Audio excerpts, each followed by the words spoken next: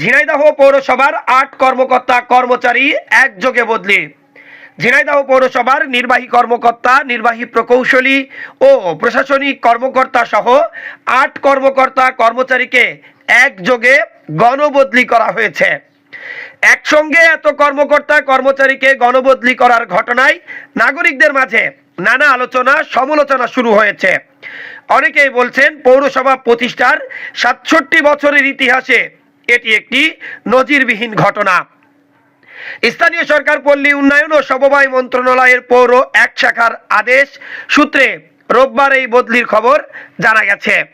সূত্র মতে ঝিনাইদহ পৌরসভার নির্বাহী কর্মকর্তা মুস্তাক আহমেদকে পাবনার চটমোহর, নির্বাহী প্রকৌশলী কামাল উদ্দিনকে পাবনার সাথিয়া, সহকারী প্রশাসনিক কর্মকর্তা আসাদুজ্জামান চানকে পাবনার আটঘরিয়া, নকশাকার সবুজ মিয়াকে চুয়াডাঙ্গার আলমডাঙ্গা, সার্ভেহার আসাদুজ্জামানকে ঝিনাইদহের কালীগঞ্জে, কার্য সহকারী হাবিবুর রহমান হাবিবকে মহেশপুর ও সহকারী কর নির্ধারক আব্দুর রহমানকে শৈলকুপা পৌরসভায় বদলি করা হয়েছে।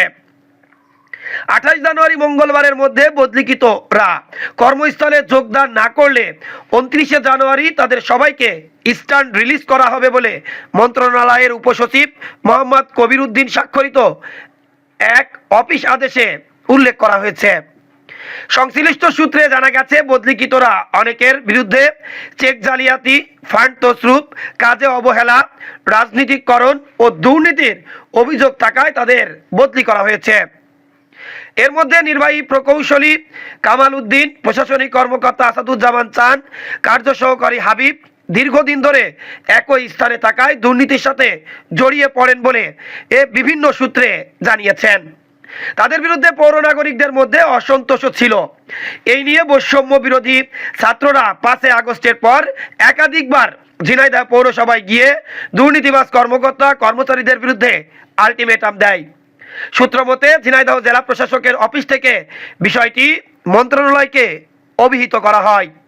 এরপর একযোগে ৮ কর্মকর্তা কর্মচারীকে বদলির আদেশ দেয়।